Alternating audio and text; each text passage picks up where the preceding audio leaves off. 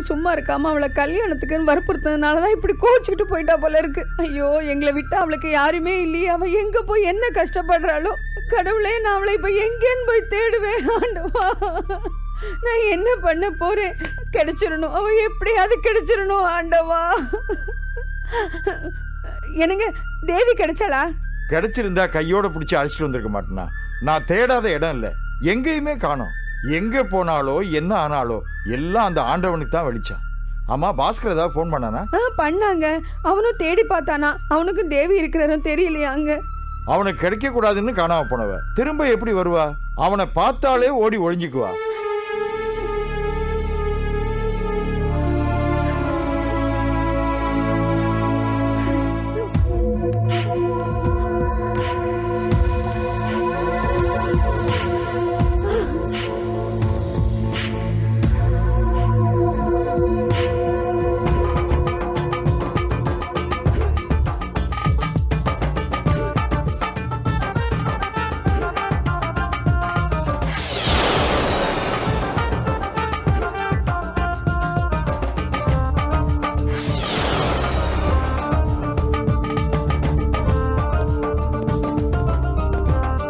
Sir, post.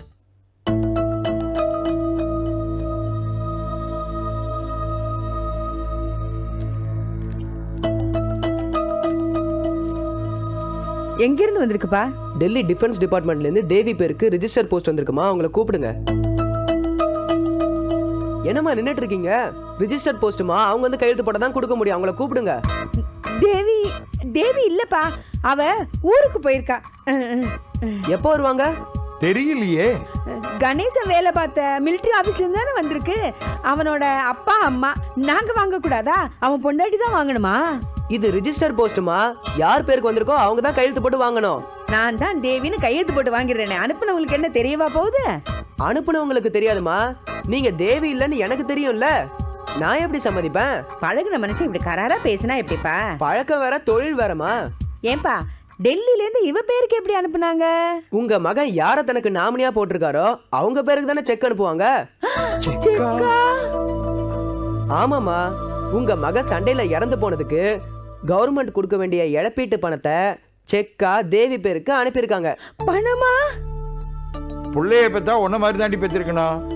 மற்ற விஷயங்களுக்கெல்லாம் அப்பா அம்மா வேணும், பணம் வந்தா மட்டும் பொண்டாட்டி வாங்கிக்கணும். நல்லா இருக்குது. நாமினியா பொண்டாட்டி பேரை போடாம நம்ம பேரை போட்டிருந்தா வர்ற பணம் வயசான காலத்துல நமக்கு உபயோகமா இருந்திருக்கும்ல. என்ன சார் நீங்க, புருஷன் இறந்ததால இப்ப தேவி தானே ஆதரவு இல்லாம நிக்கிறாங்க, அவங்க பேருக்கு தானே அனுப்ப முடியும். தடமா இருக்கிற உங்க பேருக்கு அனுப்புவாங்க. அப்புறம் இன்னொரு விஷயம் கேள்விப்பட்டேன், தேவிக்கு இன்னொரு கல்யாணம் பண்ணி வைக்க ஏற்பாடு பண்றீங்களாமே, உண்மையா? உண்மையோ பொய்யோ அப்படி எதுவும் பண்ணிடாதீங்க, அப்புறம் கவர்மெண்ட் கொடுக்கிற பணமும் வராது, பென்ஷனும் வராது.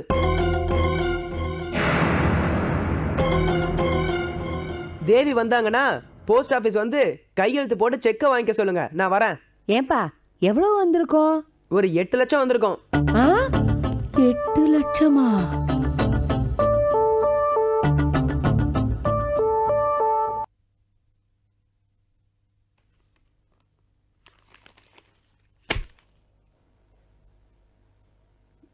Sir, post.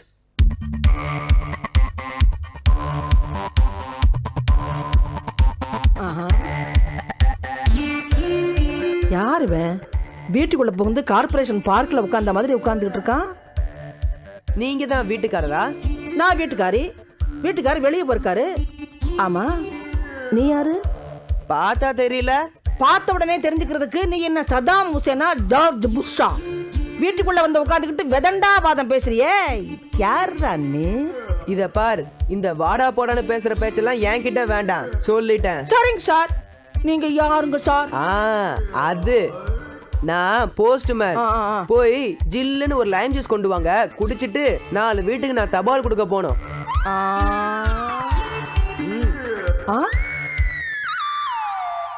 யாருமா இது? நம்ம வீட்டுக்குள்ள உட்காந்து தெனாட்டில் காலாட்டிக்கிட்டு இருக்கான், அவனை மதிச்சு நீ பேசிக்கிட்டு இருக்க. நீங்க யாரு இவங்க வீட்டுக்குள்ள இருந்து வரீங்க? நான் அவங்க மகன், நீ யாரு?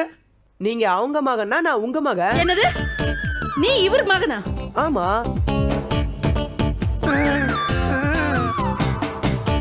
ஐயா நீ என்ன முறைக்கிற? இங்க பாரு ராணி, இவன் யாருன்னு எனக்கு தெரியாது. நம்பாதீங்க, இவர் தான் எங்க அப்பான்னு எங்க அம்மா தினமும் சொல்லுவாங்க.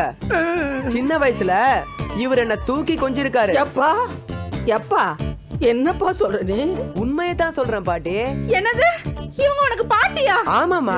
அம்மாவா? ஆமாப்பா. ராணி, இவன் நம்ம வீட்டுக்குள்ள ஏதாவது குழப்பம் பண்ண வந்திருக்கான். இப்படியே விட்டோம்னா கதை கந்தலா போயிடும். இவனை முதல்ல அடிச்சு வரட்டணும். போடா வரியா? நான் சொல்றது அத்தனையும் உண்மை. சந்தேகம்னா என்ன நல்லா உத்து பாருங்க.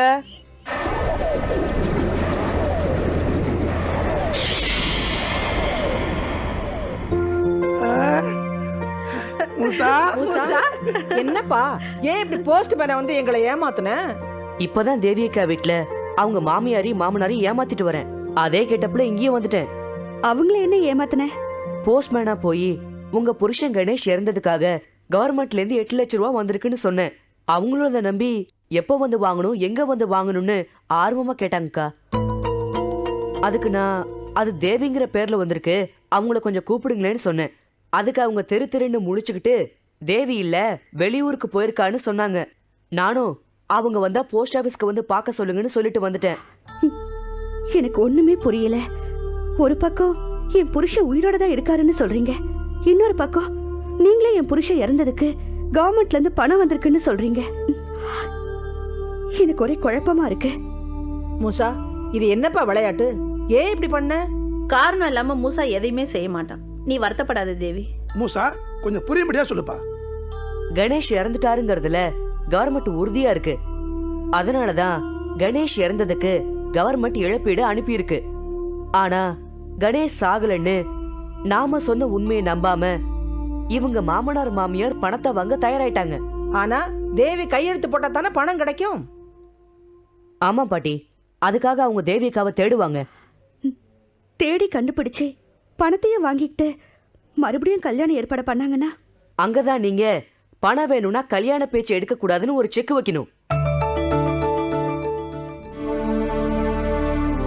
என்னக்கா யோசிக்கிறீங்க? மருந்து கையில இருக்குங்கிறதுக்காக விஷத்தை குடிச்சு பார்க்கலாங்கிற மாதிரி இருக்கு மூசா. நாங்க உங்க வீட்டுக்காரரை கொண்டு வந்து உங்க முன்னாடி நிறுத்துற வரைக்கும் நீங்க உங்க வீட்டுல இருக்கிறது தான் நல்லதுன்னு நாங்க நினைக்கிறோம். அதுக்கு இதுதான் ஒரே வழி. ஆமாம்மா, மூசா சொல்றபடி கேளு, எல்லாம் நல்லபடியாவே நடக்கும். கேக்குறேன், எனக்கு எப்படியும் என் புருஷன் திரும்ப கிடைச்சிட்டா சரி. அதுக்கு தானக்கா நாங்க எல்லாரும் இவ்வளவு தூரம் போராடுறோம். கண்டிப்பா நீங்க தீர்க்க சுமங்கலியா இருப்பீங்க. தைரியமா நீங்க உங்க வீட்டுக்கு போலாம். தயாரா இருங்க.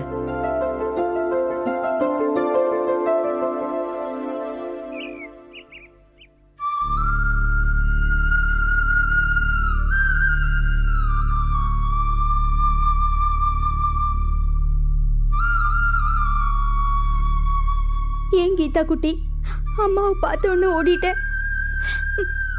தாத்தா வந்து கூட்டிட்டு வந்துருவாரு. நீ வீட்டுக்கு வர போற செல்லம், வீட்டுக்கு வர போற. மாதவி, மாதவி, கோயிலுக்கு போயிட்டு வந்தேம்மா. இந்த விபூதி எடுத்துக்க. இதெல்லாம் வேண்டாம்ப்பா, நீங்க கீதாவை தானே கூட்டிட்டு வரேன்னு சொன்னீங்க. கூட்டிட்டு வந்துட்டீங்களா? கீதா வந்துட்டாளா? இரும்மா. கீதாவா? என்னம்மா நீ? கீதா தான் அமெரிக்கா போயிருக்காளே. அப்பா, இது நீங்க சொன்ன பழைய கதைப்பா. இல்லம்மா. நேத்துக்கு நான் சொன்னேன்ல, கீதாவை நான் பார்த்தேன்னு, நீங்க கூட நம்ப மாட்டேன்னு சொன்னீங்களே. அப்புறம் நம்ம மாணிக்கத்தை கூப்பிட்டு நீங்க கேட்டீங்களே, நான் கூட சொன்னேன்ல நான் கீதாவை பார்த்தேன். கீதான்னு கூப்பிட்ட உடனே நான் கீதா இல்ல கௌரி அப்படின்னு சொன்னேன்ல. அப்பா, அதுக்கு கூட மாணிக்கம் ஆமான்னு சொன்னாரேப்பா. அப்படியா? நீங்க மாணிக்கத்தோட சேர்ந்து போய் கூட்டிட்டு வரேன்னு தானே சொன்னீங்க. என்னப்பா நீங்க எல்லாத்தையும் மறந்துடுறீங்க? நல்ல பொண்ணுமா நீ. ஏன்பா சிரிக்கிறீங்க? என்னம்மா நீ?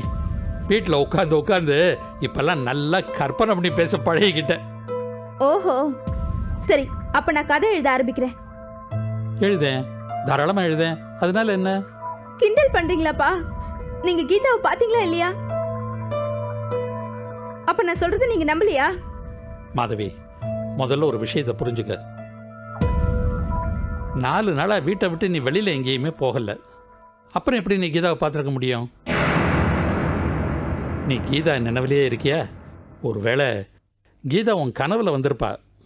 இல்லப்பா, நான் கார்ல போனது உண்மை, கீதாவை ரோட்ல பார்த்தது உண்மைப்பா. இருக்காதுமா. ஐயோ அப்பா, நான் சத்தியமா சொல்றேன்ப்பா, நான் கீதாவை பார்த்ததை பத்தி தான் நேத்திக்கு உங்ககிட்ட சொன்னனே. ஏம்மா, நான் மட்டும் என்ன பொய்யா சொல்ல போகிறேன்? அப்ப நான் போய் சொல்றேனா? இல்லைம்மா, நீ கீதா நினைவாவே இருக்கியா? அதனால் அவளை பற்றி ஏதாவது கனவு கண்டிருப்ப. அதாம்மா உண்மை.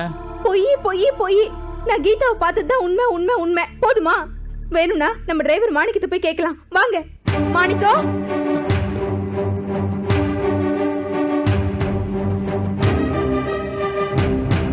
மாணிக்கம் அம்மா, வர வர அப்பாவுக்கு ஞாபக மருதி ஜாஸ்தி ஆயிடுச்சு. நேத்திக்கு நம்ம கார்ல போகும்போது ரோட்ல கீதாவை பார்த்தோம்ல, சொல்லுங்க. என்னம்மா சொல்றீங்க?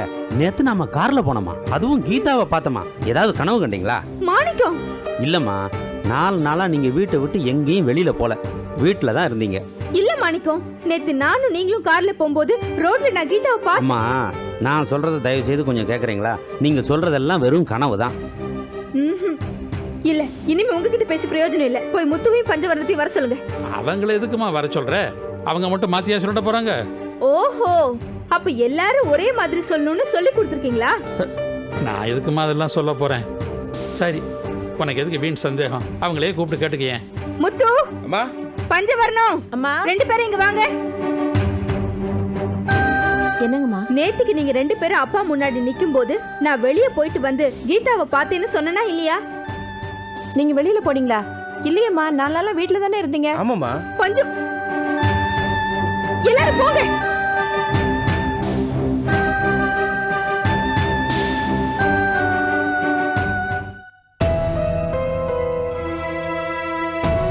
மாதவி, அப்பா, நான் கீதாவை பார்த்தது கனவு இல்லப்பா, உண்மைதான்.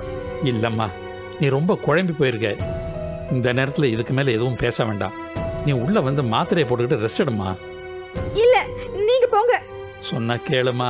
ஐயோ, என்ன தனியா இருக்க விடுங்கப்பா, போங்கப்பா.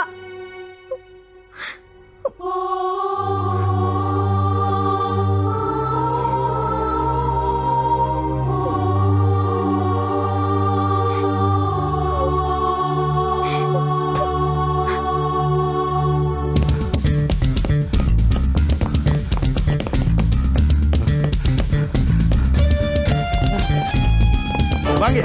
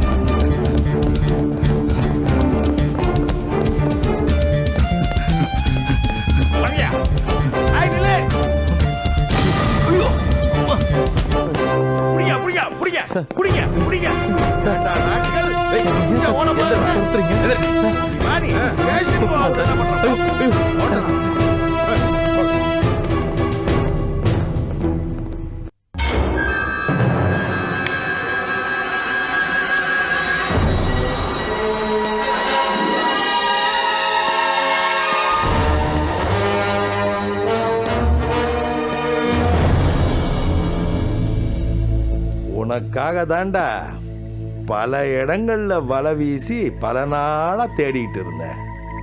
இன்னைக்கு தாண்டா நீ வசமா மாட்டின. சார், ரொம்ப ரிஸ்க் எடுத்துக்காதீங்க.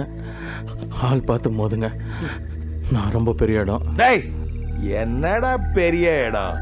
என் பெருமாளோட பெரிய இடமாடா? நீ எந்த இடமா இருந்தாலும் எனக்கு கவலை இல்லை. உன் கேங்ல மொத்தம் எத்தனை பேர் இருக்கிறீங்க? யாராரு அவங்க? எங்கெங்க இருக்கிறாங்க? இப்போ நீ உபயோகப்படுத்தினிய ஃபோர்ஜரி கிரெடிட் கார்டு, அந்த மாதிரி எத்தனை கார்டு புழக்கத்தில் இருக்கு? சார், எனக்கு எதுவும் தெரியாது சார். இதுக்கும் எனக்கு எந்த சம்பந்தமும் கிடையாது சார். சம்பந்தம் இல்லையா? இப்போ சொல்ல வரேன் பாரு. ஐயோ!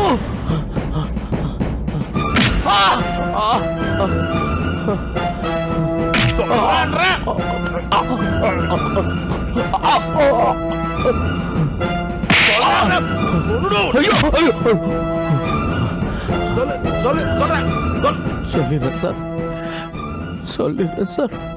அடிக்காதீங்க சார், அடிக்காதீங்க சார். Constable sir. ஐயோ எஸ் சார். இவன் சொல்றதை எழுதிக்கியா? Okay sir.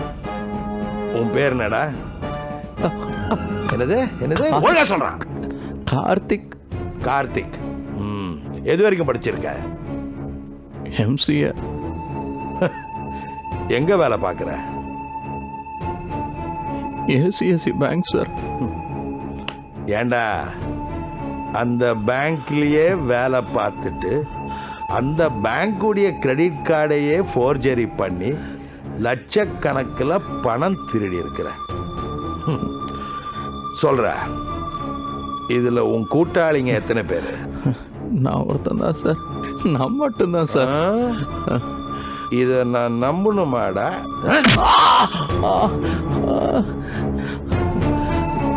நாங்கள் 4 பேர் சார்.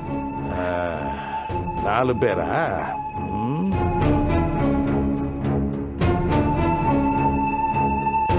உனக்கு கல்யாணம் ஆயிடுச்சாடா? ஆயிடுச்சு சார். உனக்கெல்லாம் எவன் பொண்ணை கொடுத்தானோ? Love marriage sir. லவ் மேரேஜா? எந்த அபாக்கியவதி தவம் இருந்து பெத்த பொண்ணும். சரி, உன் வீட்டு அட்ரஸை சொல்லி அனுப்பணும். நாங்கள் பிரிஞ்சிட்டோம். புண்ணிய ஆத்மா போல இருக்கு, உங்ககிட்ட இருந்து தப்பிச்சிட்டா. உனக்கு ஏதோ பெரிய இடத்துல சம்பந்தம் இருக்குன்னு சொன்னியே, யார் அது? அவங்க அட்ரஸை கொடு. வேணாம் சார். ஏன்டா? அவர் என் மாமனார் சார். இதோ பாரியா, பெத்த அப்பன் பேரை காப்பாத்துறதுக்கு வக்கில்ல, மாமனார் பேரை காப்பாத்துறியா? சொல்றா, யார் உன் மாமனாரு? முருகேசன் சார். முருகேசனா? எந்த முருகேசன்? தொழிலதிபர் ஆர்டி முருகேசன் சார்.